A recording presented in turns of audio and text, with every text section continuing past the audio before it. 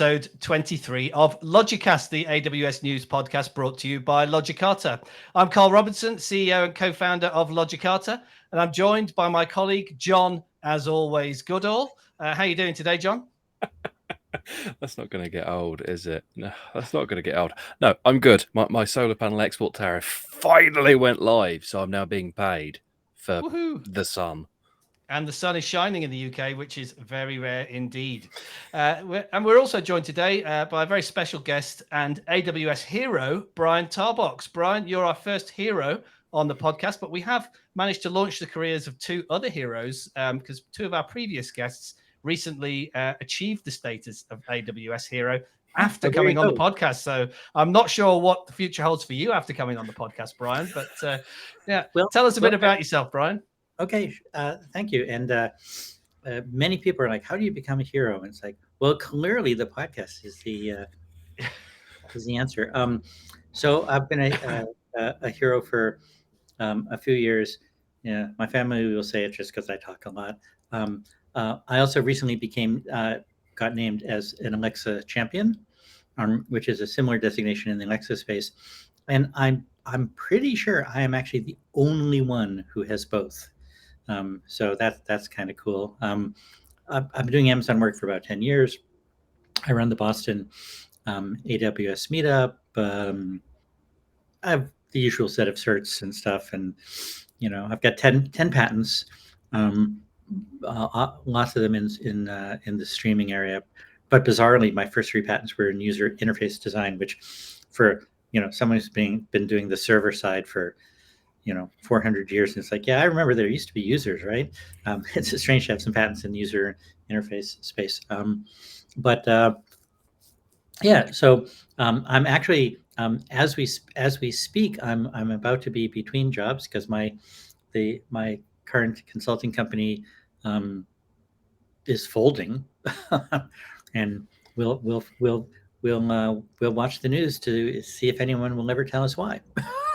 I think I actually did see something in the news about that this morning when I was doing my daily scan. I saw an article. So I'm not sure if we're allowed to mention the name of the company, but I'm not going to. I did see an article about that. So right, Amazon. We had been a top tier consulting partner, and then Amazon kicked the company to the curb, and us poor folks who do the actual work, we have no idea. The grunts never know what's actually happening. But I don't know. I'm not going to say anymore because I don't want to get called to testify. Maybe we should talk about it on next week's podcast with someone else. Fair enough. But I'm sure a man with your skills, Brian, being a hero and a champion and holding all those patents will be snapped up in no time. Anyway, we're not here to badmouth Brian's former employer or to talk about AWS community. We are here to talk about AWS news. So if you're new to the podcast, every week I collate a list of AWS news, which I circulate in my weekly AWS News Roundup newsletter. And then John and I pick a subset of the articles from the newsletter that we'd like to talk about in a little bit more detail with our guests. So we've got a set of articles this week, and the first of those is an article from the AWS Compute blog, which is entitled Secure Connectivity from Public to Private, Introducing EC2 Instance Connect Endpoint. So this is a new secure way to connect to your EC2 instances, a new feature that was launched last week. So John, tell us a little bit more about this, because I know you're regularly connecting to EC2 instances. This is going to make your life easier? Might make my life different. I wouldn't say easier, particularly, if I can get that word out. This is more in the same vein of AWS trying very hard to kill the need for a VPN. This is what this is, realistically. So Instance Connect, it's an endpoint that you can connect to without needing to go over a VPN, and then you can talk to instances in private subnets that don't necessarily have internet access or kind of routes out or routes in or anything like that. You can kind of sort of get to them. You do still need to be kind of in the right security groups, and all of that is still in place. So kind of the security is still handled from that perspective, but it does mean that you don't have to worry about Bastion servers, or sometimes they're called jump boxes, which makes a little bit more sense, to kind of get to them and that kind of thing. It is only for EC2s, and what I find I use Bastions for a lot is RDS instances. So it'd be nice to see that coming along. But I'm sure it'll get there. I'm sure it will. But yeah, as I say, this is another thing in the list of services that AWS is releasing to try and get rid of the need for a VPN endpoint. Because the other way you do this before this is you'd use a client VPN endpoint, and then you connect to the VPN using OpenVPN, and then you can connect your instances that way via the private IP address. But this is kind of more of the same, more good, more better. It's nice. It works. It's relatively simple, and as I say, because it's not using a VPN, you don't have to worry about configuring that, and configuring VPNs is a pain. If I can just a couple thoughts. I mean, it's the how to get into your EC2 instances has definitely evolved over the years, and I will say I've drunk the serverless Kool-Aid, so I tend to. Amazon doesn't like it when I describe EC2 as legacy, but but it used to be okay, SSH keys, and we all know how how bad that can be, and then it's SSM, that's an easier way to get in. I will say some of the customers I've been working with lately are Windows based, and so then it's RDP, and there are folks who really prefer something like Parsec, over RDP, but then you do have to have a Parsec server that straddles, that straddles the boundary. And so I had actually recently asked, because as you said, this is brand new. Can this instance endpoint work with the Windows instances? And the answer was yes. And it ends up coming in. It ends up looking like RDP. There have been some questions about and how do I set up the user, and because I guess in Windows you always go in as administrator, or often end up going as administrator, even though that has its own set of issues. So waiting to see how that shakes out. But you said it's only for EC2 instances. I had read that there were a bunch of other things you could get into, like you could actually use this to get into an Elasticache cluster. Boy, that's hard on one coffee. So it's interesting to see where this one will go. I think this is absolutely version 1.0. Wait for 1.1 soon, and God knows what in the reInvent timeframe. Oh yeah, absolutely. Yeah, so I'm assuming it's EC2 because it's EC2 Instance Connect. Anything that's EC2 backed, you could probably get to if it exposes a private IP address. I mean, a lot of RDS is EC2 backed, but they never really tell you where they're sitting. Various nodes and things you can sometimes do it. So it might be doable, but as you say, wait for 1.1 and then this will look quite exciting. Right, but it's I don't know. Obviously, I'm an AWS cheerleader, but I think this, I say I haven't drunk the Kool-Aid. I've waterboarded the Kool-Aid, but which is a term I wanted to take off, but it's sort of like, do we want? It's not sure that's a good connotation, but it does seem like another example of Amazon looking at a pain point and trying to make it easier. Cool. Yeah, that's definitely a thing. I mean, I've drunk the serverless Kool-Aid as well. I drink it by the gallon. I am a serverless CB, so it's yeah. But working for an MSP, I have to deal with these sorts of things. Much as I want to tell all of our customers, stop logging onto servers, export your logs, slap it in a container or something, and move on. But softly. Right. I at a recent company, I did a gig where we were. Geez, I don't even know what we ended up trying to do, but it was like it was all Lambda and RDS Aurora, and some of my devs were like, well, how do I log into things? I said, you don't, not in my system, Bucko. And they're like, well, how do we tell what's going on? I said, you look at using the observability tools that you have built into your system, because you have built-in observability tools into your system, right? And it's funny, I'll say, with my Alexa skill, which is on Lambda based, of course, at one point Amazon promoted my skill, didn't tell me, of course, and I got 100x the traffic per week, and I didn't even notice it until I looked at my charts because it was Lambda. It just scaled. It just worked. Did you notice it when you looked at your bill, or did it remain within free tier? It's well, I write efficient code, so my skills don't run for very long. So I mean, well, that's actually the other thing too with Alexa. In a voice conversation like this, if there's more than a 250 millisecond pause, it feels odd. So you want your I write my lambdas to be really, really quick. Yeah. So no, I in 7 years for running that lambda, I think I've paid 10 cents altogether. Wow.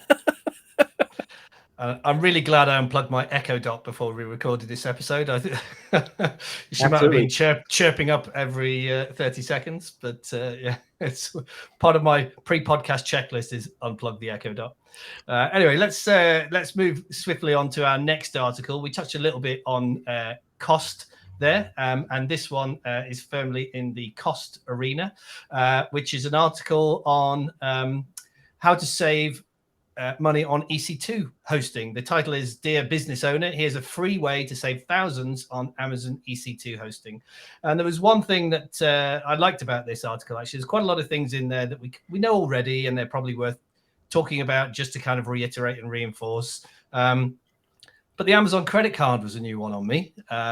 Getting cash back from your Amazon credit card for your Amazon bill. I'm not sure that's something that I'd ever heard of before. It's certainly not something that I'd registered. Is this something you've come across, Brian, paying for your Amazon bill with your Amazon credit card? No, I'm actually surprised that that's allowed. Because I don't know, can I get flight points for my company's $6 million Amazon bill? It seems like somebody gets the points, I guess, but I wouldn't. I didn't mean this to sound funny, but I wouldn't bank on that feature existing for a long time. I think it does. It seems sketchy. I mean, yeah, it's an interesting one. I kind of picked it out because honestly, it felt like a sales pitch for getting an Amazon credit card, which just feels a bit wrong. But paying for this sort of thing on your credit card in the small and medium-sized business space is absolutely something that I've seen a lot historically, because cash flow capital, and obviously it's the only way you can kind of get going anyways. You must start your account with the credit card until you get to a certain level, and then you can start doing invoicing and bank transfers and what have you. But absolutely putting things on credit cards and then not necessarily using it to save money, but saving money in a roundabout, we get a bit of money back or whatever, that's a thing. It's absolutely a thing. And then, of course, you're not technically paying the bill when you're paying the bill. You're paying it and you're paying off period, which is, a month later or whatever. So it's certainly a thing. And then, as you quite rightly say, Carl, it then starts talking about things like reserved instances and computer scheduling and all the rest of it. I don't like that it calls them hacks. Everything has to be a hack these days. It's just, okay, whatever. But yeah, it was a very interesting one as a way of saving money.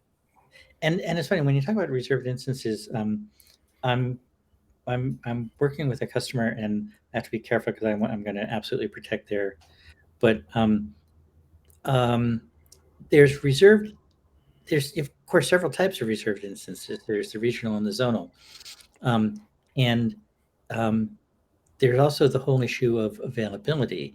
In that, as the entire world has discovered, said, "Oh, ChatGPT, everything has to be ChatGPT," and all those things run better on GPUs, and so suddenly GPUs are hard to find, and you can run into the dreaded, insufficient capacity. It's like, Amazon, you have insufficient capacity. That's and so there's, in addition to the reserved instances, there's also a capacity reservation.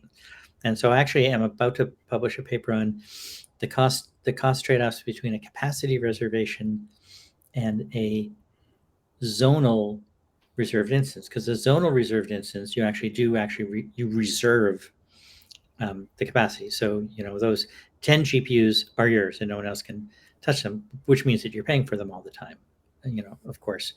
That is something I've come across actually in DR strategies and things, where if your strategy is your kind of pilot light or warm standby or whatever, if you actually need to spin your DR up, everyone and their mum is going to be trying to move into another region. So you should have some reserved instances and some reserved capacity in those regions already. So you've got the capacity there already and you're not fighting with everybody else. Right. But if you do that, then it's not really, it's not a warm standby. It's It's hot. It's just hot. It's lukewarm. You're paying for it. Part of the interesting thing is that if you crunch the numbers on a zonal RI, especially for these large GPU instances, and you compare that with a capacity reservation actually comes out cheaper. And a capacity reservation you can stop at any time. Now, of course, once you stop it, you no longer have the guarantees. But if it actually is cheaper than a zonal RI, and a zonal RI, you're locked into the 1 or 3 year term, and they don't participate in the marketplace. So companies have to play the game of, if I know I'm going to be busy now, and then here I'm probably not going to be as busy, and I can predict that over here I'm going to be busy again, which sometimes is the case. What you can do is have your reserve capacity, then cut the reserve capacity, wait about half of the time that you don't need it, and then grab capacity.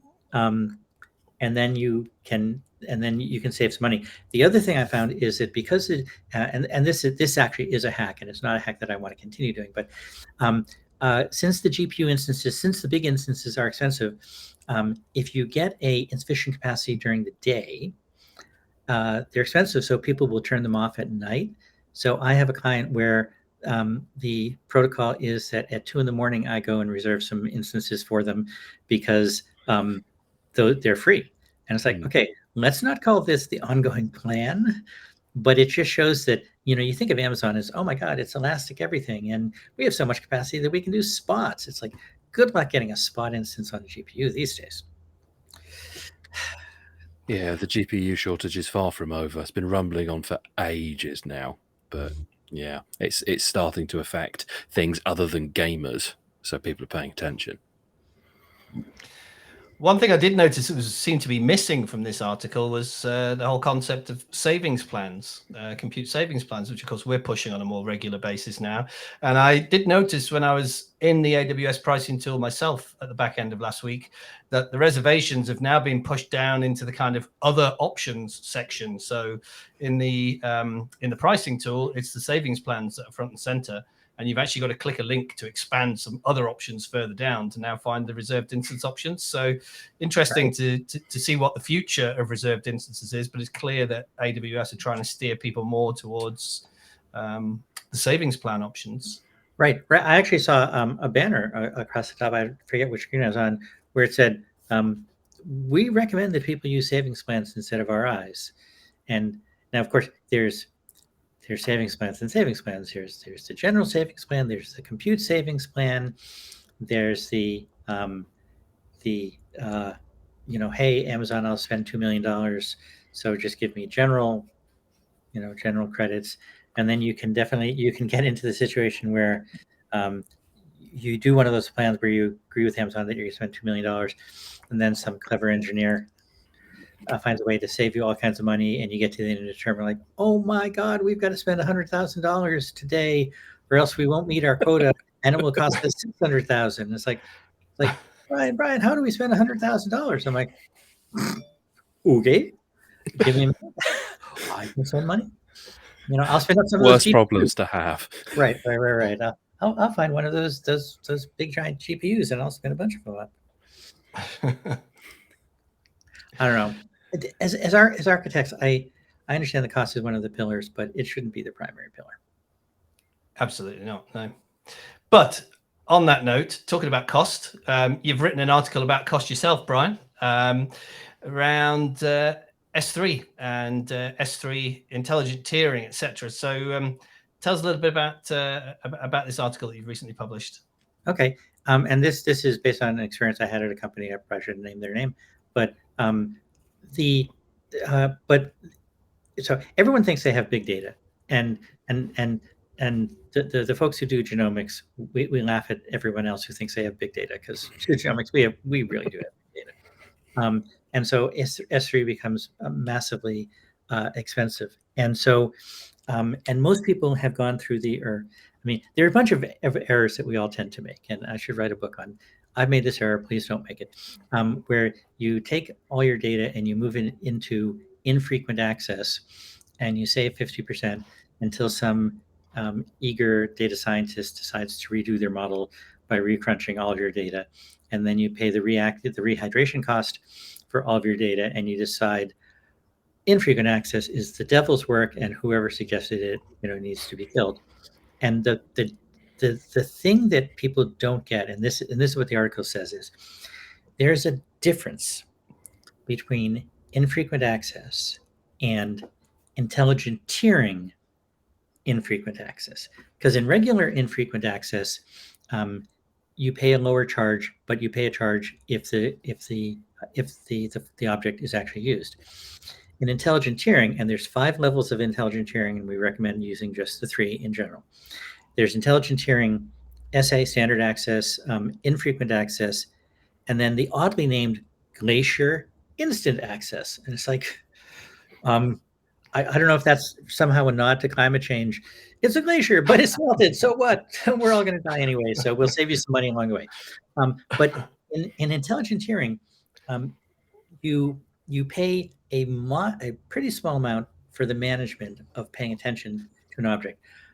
But intelligent tiering doesn't apply to really small objects, which is fine because you only care about the cost for the big objects.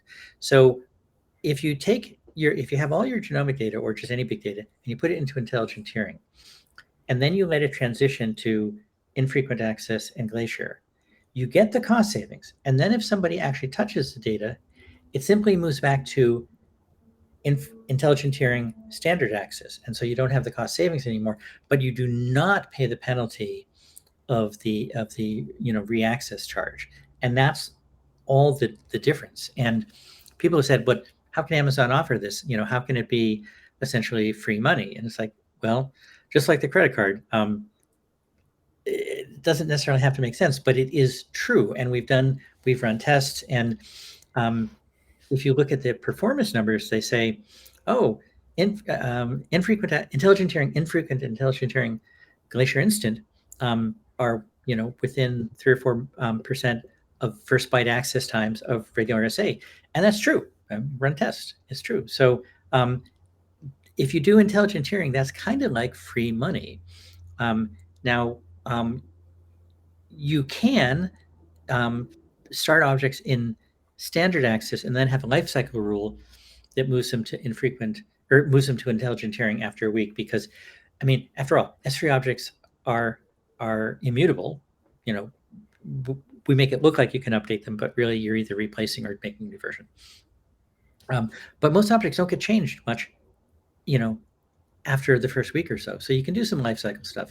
It's unclear if you have to do that. But there are some lifecycle things you should do for security, because this also feeds into security.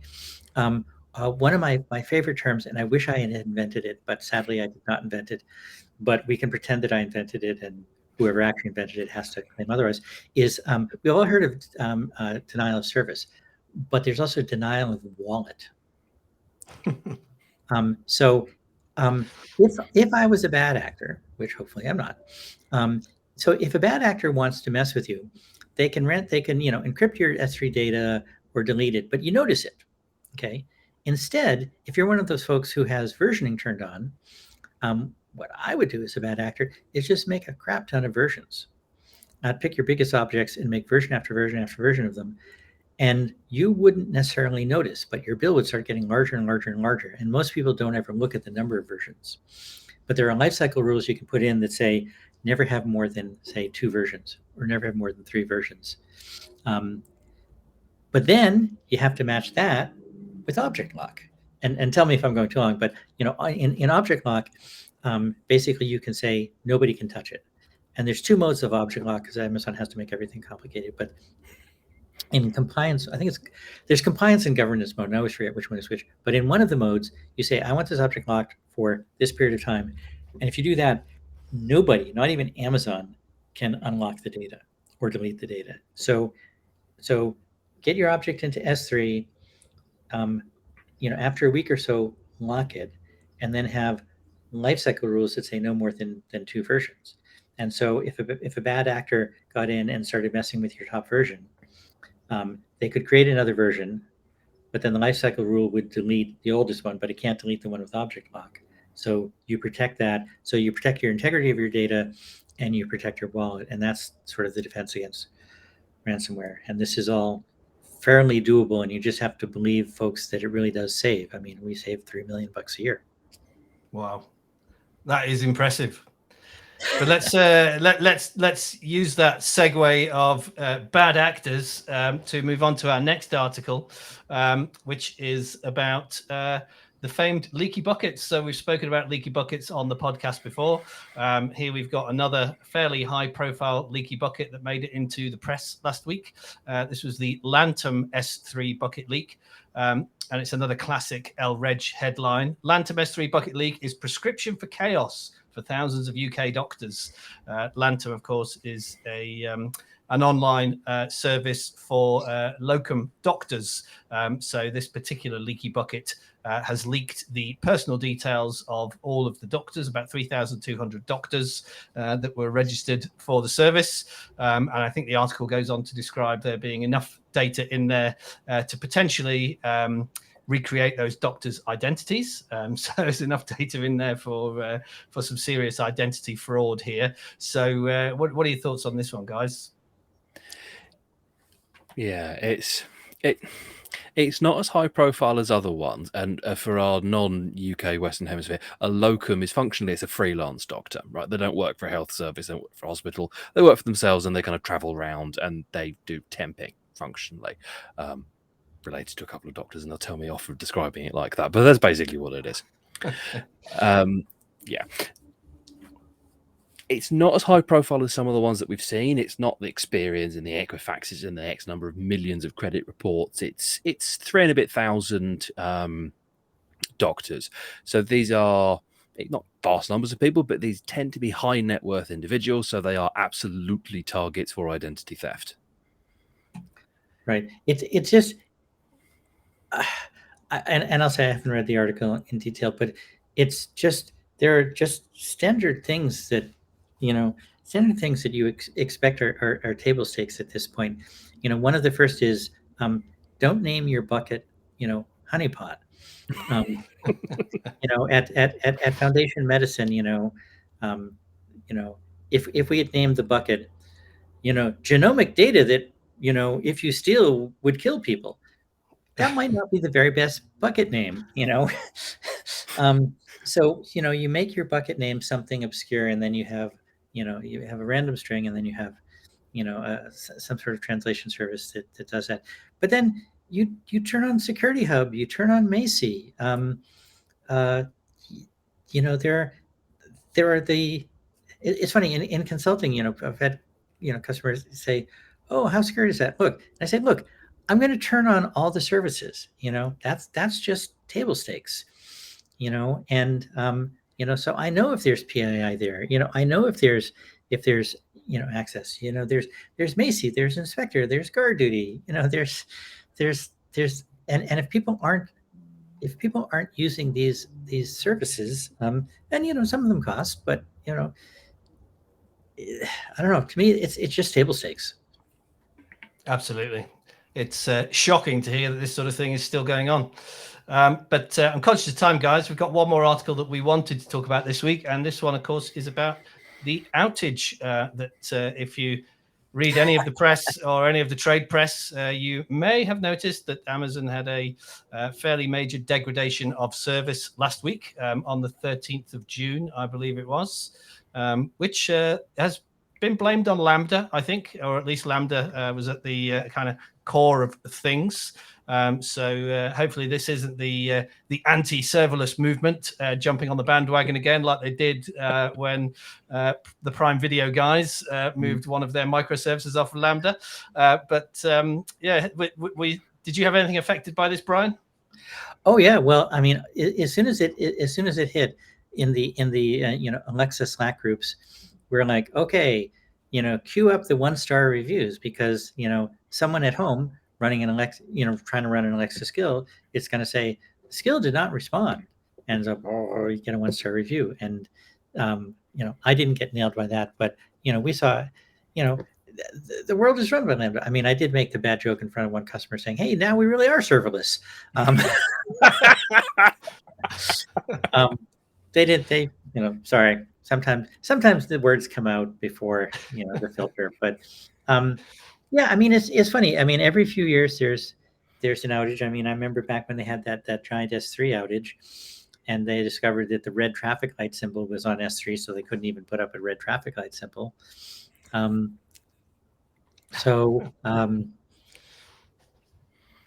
Yeah, I mean, it's Amazon makes mistakes. I mean, it's funny. I mean, I mean, we still don't know the actual root cause for the lab thing. The S3 thing was an engineer typing the wrong parameter to a testing script. It was, I want to bring down, 1% of the S3 actual servers. And they typed, I want to leave up 1% of the S3 servers. And so, it's one can imagine the Lambda being something like that. I mean, it is going to be interesting, because we're not supposed to know this, but we all do know that under the covers Lambdas run in containers. So it's be interesting to see. I mean, it's I don't know. It's sometimes things break. I mean, yeah, that's the short version. Sometimes things break. It was a little while ago now, but I remember an outage at Google that brought down half the internet because someone accidentally blacklisted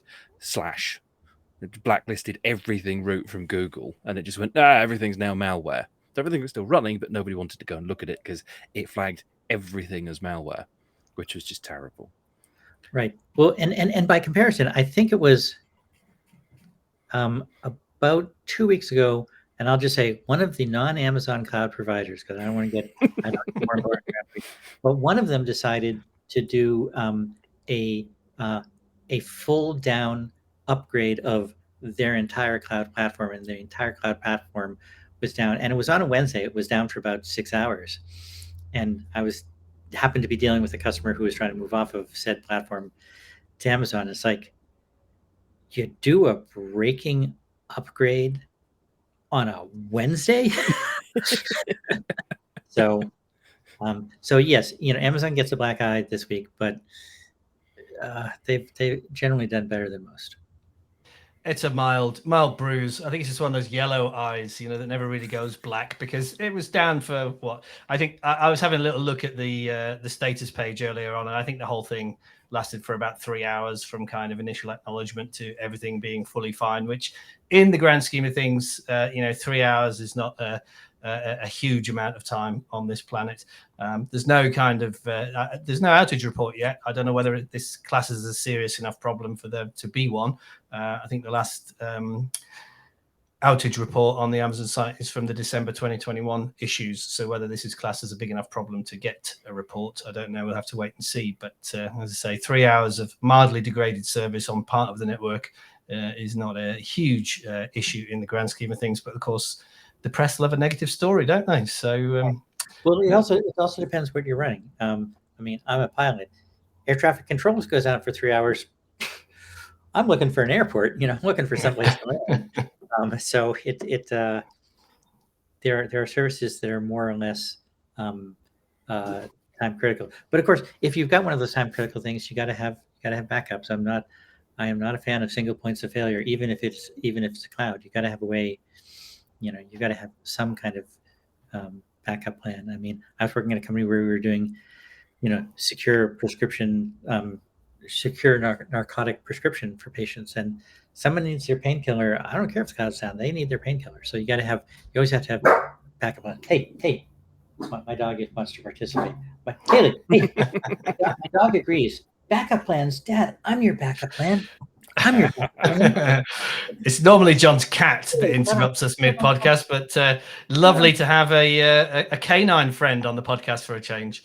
Mine are outside, otherwise they would have loved to have joined in as well. My cat is on my desk. She's here, but well, let's not. We don't want the two to start a fight, so I think there's probably a good opportunity for us to wrap up for today. Yeah. So that was season 2, episode 23 of LogiCast. Thank you very much for joining us. Thanks once again, Brian, for your insights there, and My particularly pleasure. around your own article. Real great pleasure to have you on. Thanks, John, as always. Goodall. I'm sure you'll be back again next week, as always. But that's all we've got time for. We'll see you again next time. Cheers.